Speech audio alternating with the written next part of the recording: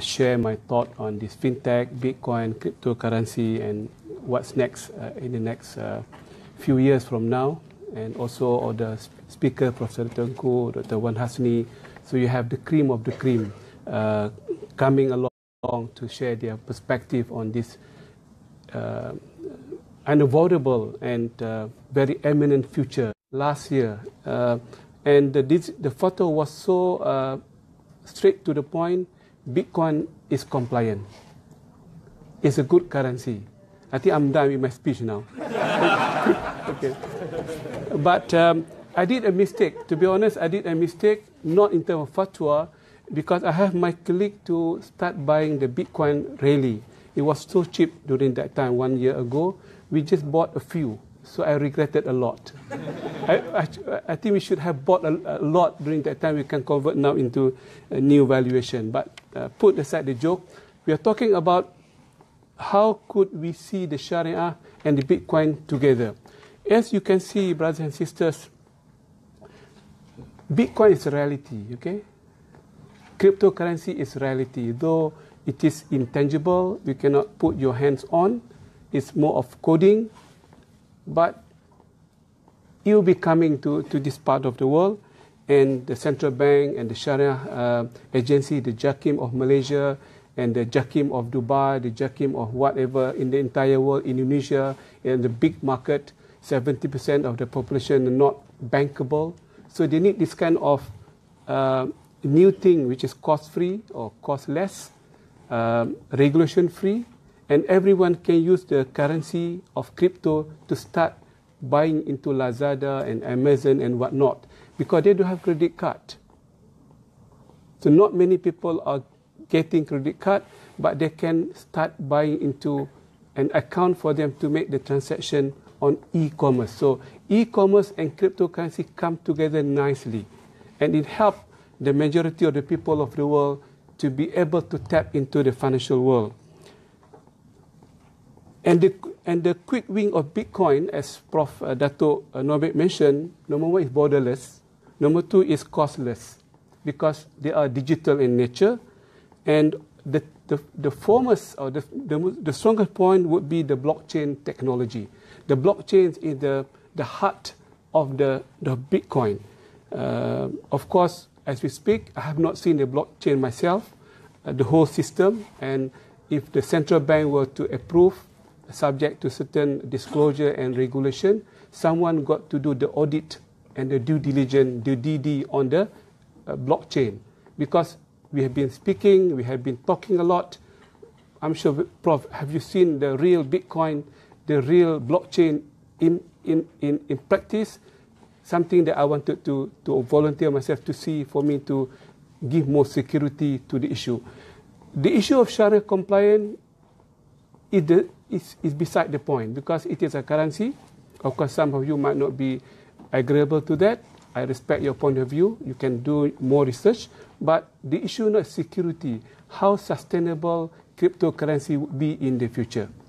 In fact, I was asked in many conferences and seminars in London, Dubai, and I was saying to them, buy cryptocurrency and quickly sell it off before it was banned by some other government. So it is compliant, it is halal, but whether it had the future, I'm not so sure. And Prof. Nobek mentioned about the due diligence, the know your customer. I have some comment on that. Know your customer is the easiest thing to do.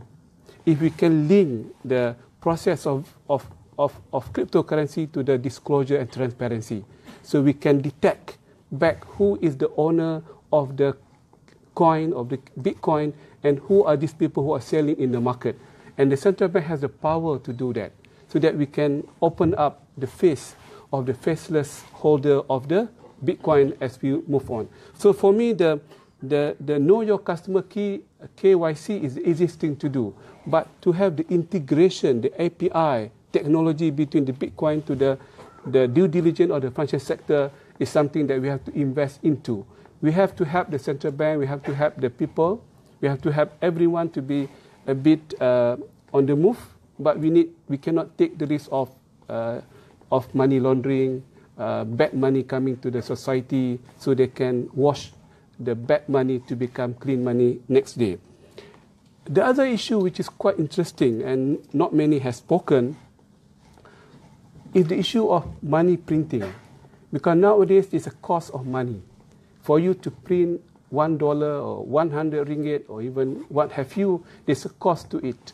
And the cost is not that big, or the chemical, the paper use, the technology. And the government, the central bank, is making a lot of money from this money printing. They call it seneraj. When you print the money of 100 ringgit, the cost is only insignificant. So the rest goes to the government. And the moment we use another currency in the country, that income will disappear. And this is something that, realistically speaking, there could be some resistance not to go for the Bitcoin, because that will affect the income to the government. So enough is enough on the technical part. I think I'm not the expert. Let me come to the Shariah perspective in the next 15-20 minutes. How do we perceive a currency at any point in time? Currency is a medium of exchange, is that right?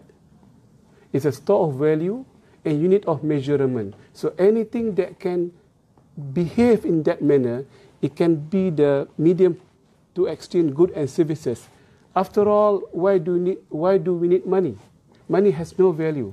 Money has no intrinsic value other than the gold and silver or dinar and dirham. They have the intrinsic value in the currency, because if that currency is no longer valid as a medium of exchange, there's a value of gold behind that. But other than gold and silver backed currency, there's no value. There's no intrinsic value. But the value comes from the very purpose of currency, to buy goods and services. Why do we need money? Because we need to buy something. If everything is free of charge, as in the hereafter in the paradise, there's no need to have money.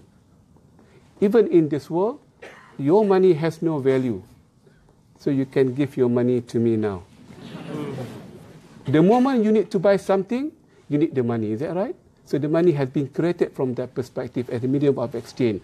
And in Islamic perspective, the money is not a commodity. Okay. The moment you are exchanging money for money, it is governed by the principle of sarf, the currency exchange principle. It should be hand to hand, it should be spot, and it should be of equal. If they are dinar for dinar or ringgit Malaysia for ringgit Malaysia, if they are of different currencies, they should be on spot, but not necessarily on equal amount. فَإِذَا اخْتَلَفَتْ هَذِهِ الْأَصْنَافِ فَبِئُوا كَيْفَ شِئْتُمْ إِذَا كَانَ يَدًا بِيَدٍ أو كما قال عليه الصلاة والسلام. So this is the basic ruling of Bitcoin. In our case, Bitcoin is a currency. We are using Bitcoin not to buy another Bitcoin, but to buy another currency. And the issue of sarf will come in. It should be spot transaction. And the spot transaction under the Alfi standard, we allow the spot transaction to be deferred over 2 days, T+2. If you go to money changer, it should be spot. It should T+0, they call it. You give and you take. But the scholars of the world has allowed up to 2 days for the currency exchange to take place. So in the case of Bitcoin versus other currencies, I would say we need to allow as well for over 2 days. Because the other currency, not the Bitcoin can be spot, can be digitally transferred, but not the other currency, because they have to go through New York Bank to get the clearance from the custodian, make sure everything is ordered before the money can be credited to your account. So at the moment, that should be the ruling of T+2. But for you to buy goods and services, there's no issue of deferred or cash, because you can buy and sell as you like. So the hukum of saraf, ahkamu saraf, does apply or do apply to Bitcoin as far as the exchange of Bitcoin for other currencies. So money laundering, seneraj, ahkamu saraf, I have covered. The motivation of having Bitcoin, I would say motivation are very simple. Everywhere in the world, put aside the currency world, people are moving away from any intermediaries. They prefer to deal direct with the person. Crowdfunding is about direct financial intermediary. There's no intermediaries. It's between you and the investing company. Lazada and Amazon, people are coming direct to the business. No more third-party kind of suppliers in the market. So even currency as well, people are moving away from a regulated currency to non-regulated currency, which is good or bad. We have to see, and we have to see the motivation of the regulator as well as the user of the currency. Regulation versus regulation free. People tend to make themselves free from any regulation. The more free they are, the better, as they were saying in the coming generation of the world. The problem of our world, transparency and lack of transparency. And this has become the enemy number one at the moment. Because without having transparency, anything can come in under the carpet.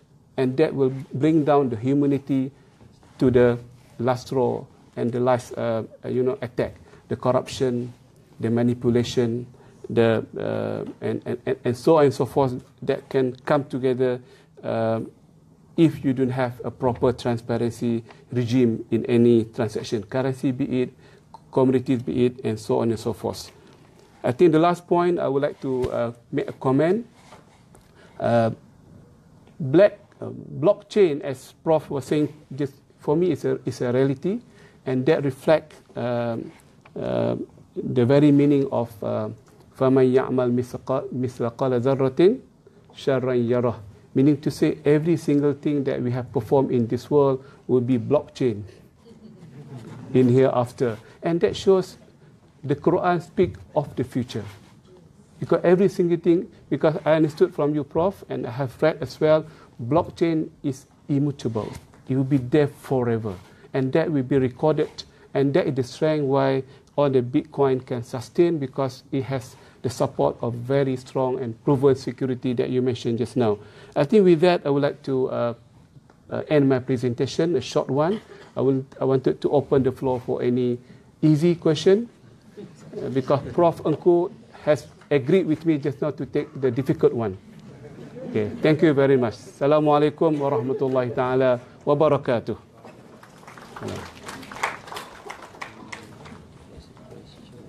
Okay, any question? Yeah. I cannot see that. Can you... Yeah. I think we go to slide over. Okay. Yeah. One question in terms of your justification to say that Bitcoin is cara compliant, especially in terms of the issue of non-legal tender. Yeah. Secondly, with regards to the fluctuation in the value of the Bitcoin. Okay. Non-legal tender is not a Shariah requirement. It's a requirement of the modern society. During 60s and 70s, the US dollar was having, the economy was having contraction. The trust of US dollar has been diminished, and the World Bank got to issue a temporary currency of the world 2 times in the history. Because, yes, there was a legal tender, but there was no value for that US dollar currency. The World Bank got to chip in to sustain the whole import and export of the world.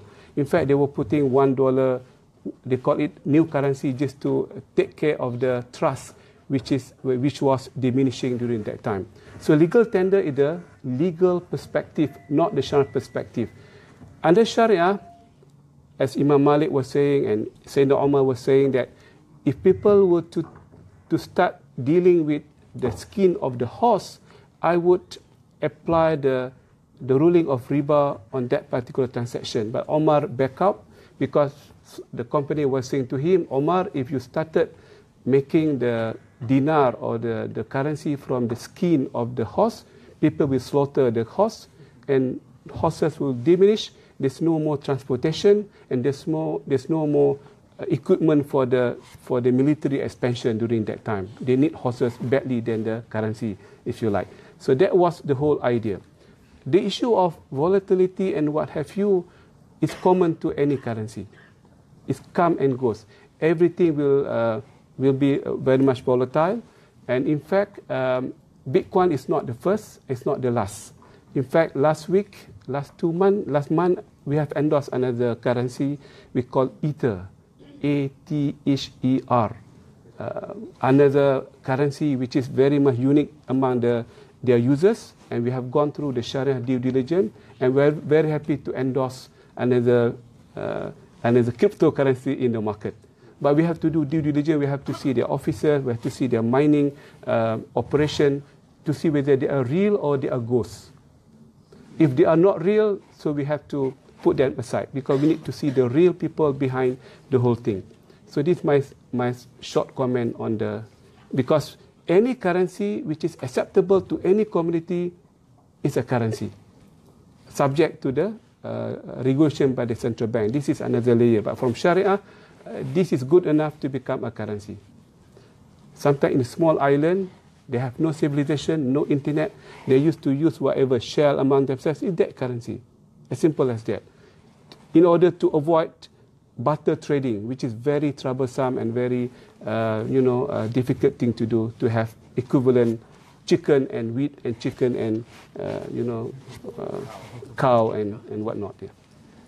Yes. Does volatility plays any part in determining compliancy? No. Volatility is human behavior, demand and supply, and Sharia does not interfere in demand and supply. And Sharia will put a very definite definition of currency, which is a medium of exchange. And the moment it becomes medium of exchange, it should be subjected to the ahkamul saraf, the ruling of currency exchange. Yes. I understand from Sharia that money is not a commodity. Yeah. It's just a medium of exchange. But if I buy Bitcoin today, the expectation that I can make money later. Yes. Will that be permissible? Yeah, very much permissible. In fact, interestingly, under IFE standard number one, the title of the standard is not the standard on currency exchange, not on saraf. The standard is named Al-Ma'yar Al-Shar'i fil Mutajarah fil Umulat, in dealing and trading in currencies. So you can buy and sell currency. When you buy and sell currency, from your perspective, it could become the community. No, they are not. In fact, in Islamic perspective, when you sell currencies for each other, they are called Saman and Musman, meaning to say they are the currency against each other.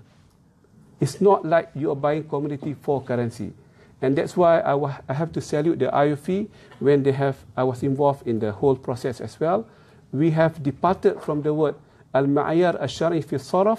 We have make it Al-Ma'yar Al-Shar'i fil Mutajarah fil Umulat. Meaning to say Sharia standard on dealing with currency and not with foreign exchange per se. Meaning to say you can invest, you can sell, you can buy, you can predict, you can take position, provided it is hand-to-hand and spot transaction, as the case may be. Yeah. Question. In relation to the volatility and the trading and speculation in the Bitcoin market, just like in the currency market. Yes. Do you think that the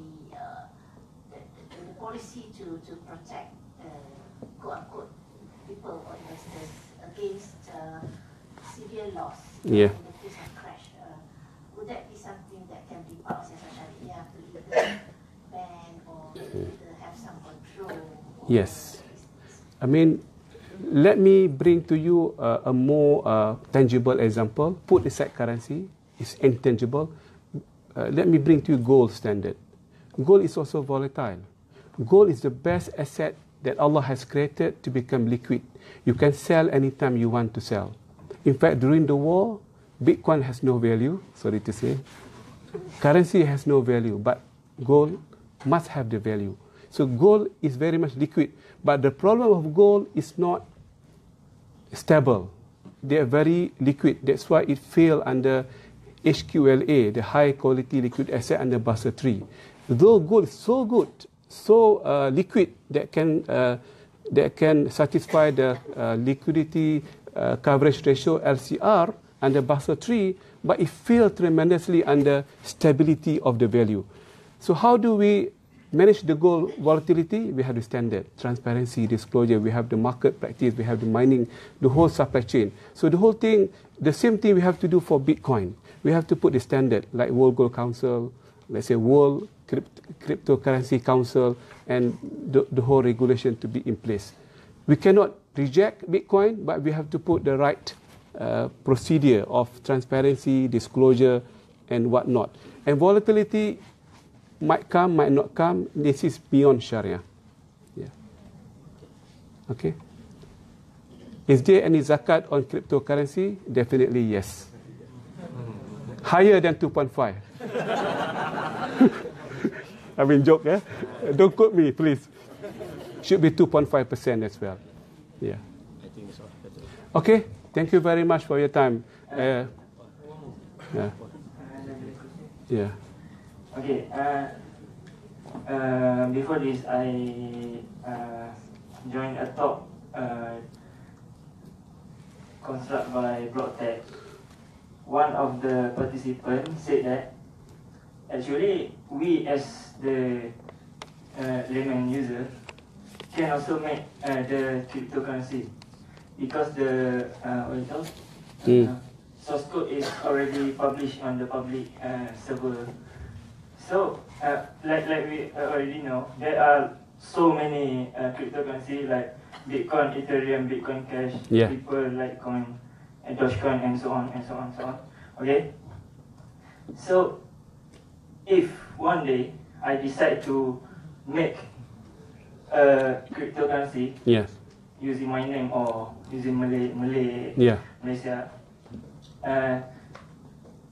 is it actually acceptable? Any regulation to control the newborn cryptocurrency?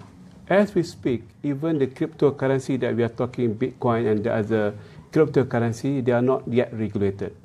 It's more of, they call over-the-counter. Dr. Wan can explain later. It's OTC at the moment. You can have something quoted in the central bank punya website, in the bursa. There's no price mechanism. There's no mark-to-market. Accounting-wise, it's not yet. We have not developed accounting treatment for the cryptocurrency. So everything is very loose at the moment. That's why we are asking for a minimalist approach to regulate it, to make it above the board. You wanted to do the same thing, you can do. All the best to you. I mean, no harm. We are living in the open world. Use your code. I would encourage you to do that. Take the challenge, but you have to follow all the rigorous requirement to become a currency. Before I step down, I wanted to say in public and Facebook as well, people took advantage of Bitcoin by launching to the public of the scam, scheme to collect the money and for them to buy the Bitcoin, which they didn't do that. They call binary scheme. They collected from you 100. Now it is 10,000 US dollar. People cannot afford to buy one Bitcoin, so they collect the money from the people, but they didn't put the money. And this is non-Sharia compliant, number one. Number two, it is scam because the money didn't go direct to Bitcoin, so they make the profit on air. So one day this scheme will burst and people will be blaming my fatwa on Bitcoin. I don't want that to happen. So if you wanted to do Bitcoin, make sure you put your money, make sure you buy the Bitcoin properly, and you are the owner of the Bitcoin and not having they call synthetic product or derivative product on the Bitcoin. So don't misunderstand me.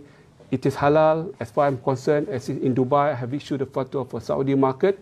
But here in Malaysia, we have to wait for the central bank regulation to come in and the JAKIM to give the official opinion. And this today is academic discussion to see what will happen in the future and what are the challenges for our great mind of the scholars, the students, and every one of you, the intelligentsia in this hall. Thank you very much.